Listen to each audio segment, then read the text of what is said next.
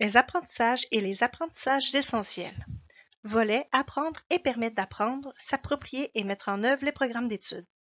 Capsule 2, août 2020, Direction de la formation générale des jeunes du ministère de l'Éducation du Québec. Dans le contexte de l'automne 2020, où plusieurs élèves québécois réintégreront les bancs d'école pour la première fois depuis longtemps et où les apprentissages scolaires réalisés au cours des mois précédant la reprise varieront d'un élève à l'autre, il s'installe un sentiment d'urgence quant à la définition des apprentissages essentiels à privilégier et des contenus de formation à prioriser. D'abord, bien que l'enseignement de certaines disciplines présentera des défis supplémentaires liés aux règles de distanciation sociale qui sont en vigueur dans les établissements scolaires primaires et secondaires, il importe de rappeler que toutes les disciplines prescrites par le régime pédagogique sont essentielles. En effet, la pertinence d'une discipline ne peut être évaluée au regard de son utilité immédiate et spécifique. C'est grâce aux apprentissages liés à l'ensemble des disciplines que les élèves acquièrent une culture générale complète et diversifiée qui leur permettra notamment de s'ouvrir sur le monde, de développer leur créativité et leur jugement critique. Il appartient aux divers milieux de mettre en place les modalités qui correspondent le mieux à leur réalité pour s'assurer que l'ensemble du cursus scolaire puisse être enseigné. Maintenant, qu'est-ce qu'un apprentissage essentiel? Déterminer ce qui constitue un apprentissage essentiel signifie sélectionner parmi un ensemble d'apprentissages possibles ceux qui sont incontournables pour tous les élèves. À cet égard, le programme de formation de l'École québécoise, communément appelé PFEQ, regroupe les divers apprentissages essentiels que l'élève doit réaliser au cours de son parcours de formation. En effet, qu'il s'agisse des domaines généraux de formation, des compétences disciplinaires ou transversales, ou bien des contenus disciplinaires propres à chacun des programmes d'études, le PFEQ rassemble les apprentissages ayant été jugés essentiels pour préparer nos jeunes à contribuer à la société de demain. Cela étant dit, dans un contexte de reprise des apprentissages après une interruption prolongée, couvrir l'ensemble des contenus du PFEQ peut représenter un défi. Or, plusieurs pistes de solutions peuvent être envisagées. Dans un premier temps, il importe de ne pas considérer la situation dans une perspective de rattrapage des contenus disciplinaires n'ayant pas fait l'objet d'un enseignement systématique au cours de l'année scolaire 2019-2020, mais plutôt comme une occasion de planifier son enseignement en fonction des besoins des élèves qui occuperont les classes de 2020-2021 et de faire une place à la flexibilité pédagogique.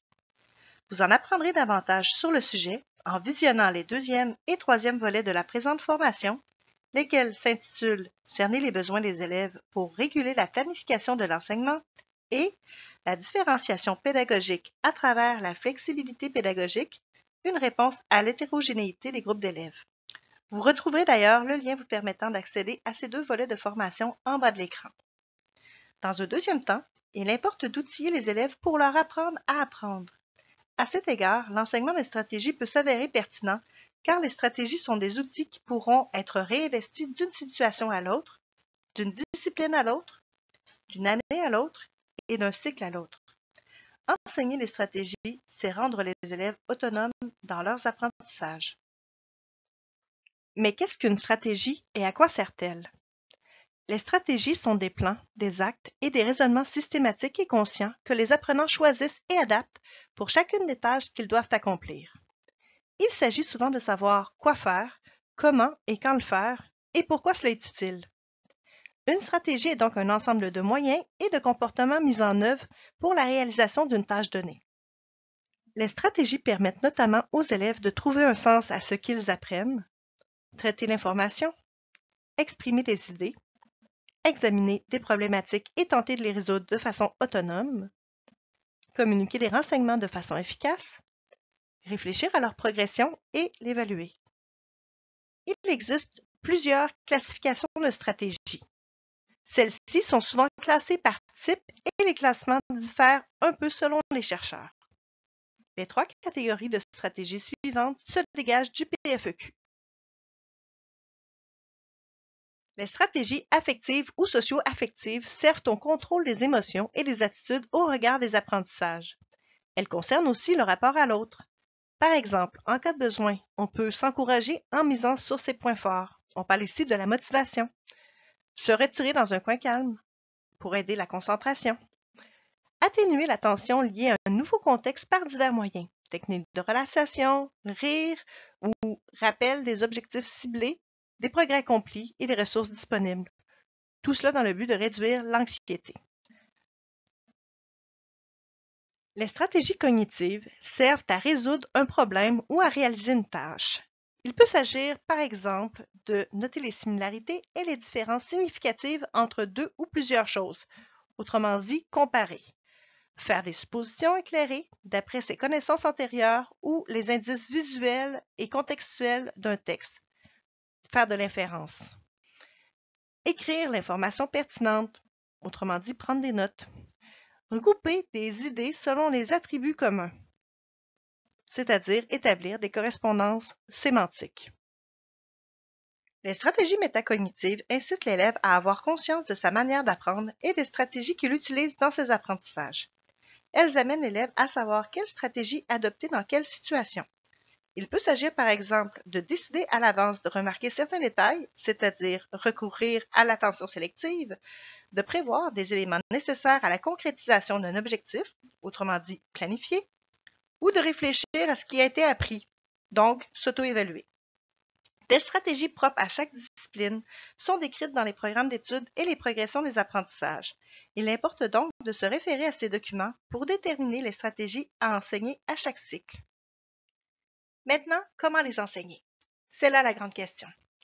Voici quelques points importants sur lesquels appuyer votre enseignement des stratégies.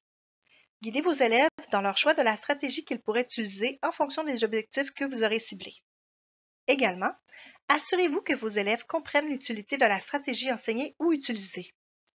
Enfin, modélisez l'application de la stratégie d'apprentissage avant de demander aux élèves de l'utiliser de façon autonome. Parmi l'ensemble des stratégies d'apprentissage prescrites dans les divers programmes d'études, l'activation des connaissances antérieures des élèves est essentielle. Elle aide ceux-ci à tisser des liens entre ce qu'ils savent déjà et les nouveaux apprentissages qu'ils réaliseront. À cet égard, plusieurs avenues sont possibles. Vous pourriez par exemple encourager des pratiques collaboratives en classe. En partageant leur compréhension, les élèves activent ou réactivent leurs connaissances antérieures de manière efficace et consolident l'intégration de leurs apprentissages. Vous pourriez également revoir des notions et concepts importants à plusieurs reprises dans l'année scolaire. Donner plusieurs occasions de réutiliser les mêmes connaissances et savoir-faire, plutôt que de les voir en bloc sans les réutiliser par la suite, est une façon de s'assurer de la compréhension et de la rétention de l'information. Il est également possible d'offrir une rétroaction fréquente en cours d'apprentissage. Cela permet à l'élève de vérifier sa compréhension et de s'ajuster lorsque c'est nécessaire. Ces rétroactions en continu lui permettent de réactiver ses connaissances antérieures et de tisser des liens avec de nouveaux concepts. Enfin, il est possible de varier le type d'activité que l'élève doit accomplir lors d'une situation d'apprentissage. Lorsqu'un élève fait une série d'activités similaires, il développe des automatismes. Bien que ce processus constitue une étape nécessaire au développement des compétences, il importe également de varier les activités proposées dans une même situation d'apprentissage ainsi que d'une situation d'apprentissage à l'autre. Ainsi, l'élève doit réfléchir aux stratégies à utiliser, aux connaissances antérieures à activer et au savoir-faire à mobiliser pour accomplir la tâche demandée. Le transfert des apprentissages peut également s'avérer une pratique efficace à adopter pour aider les élèves à apprendre, puisqu'il permet de développer leur capacité à réutiliser et à combiner efficacement les stratégies, les démarches et les contenus acquis dans les situations antérieures en les adaptant à de nouveaux contextes. En effet, les apprentissages scolaires ne sont pas linéaires, mais plutôt spiralaires. Ils peuvent donc être considérés comme une construction en constante évolution qui se bâtit et se transforme chaque fois qu'un contenu est abordé de nouveau ou qu'un type de situation est rencontré de nouveau. Ainsi, plus les occasions de réinvestissement sont fréquentes et diversifiées, plus les chances sont grandes pour les élèves de transférer leurs apprentissages et de les combiner de façon autonome dans de nouvelles situations. Le transfert peut être effectué à divers niveaux, y compris d'un ensemble de concepts à un autre, d'une discipline à une autre, d'une année à l'autre et à l'école et dans les activités quotidiennes.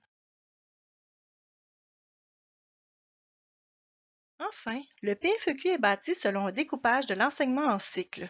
Ce découpage favorise la mise en place et la complémentarité d'interventions pédagogiques de longue durée. Il soutient la continuité des apprentissages tout en respectant le rythme des élèves. Ainsi, la reprise des apprentissages pourrait être abordée en équipe cycle ou en équipe école plutôt que de manière individuelle.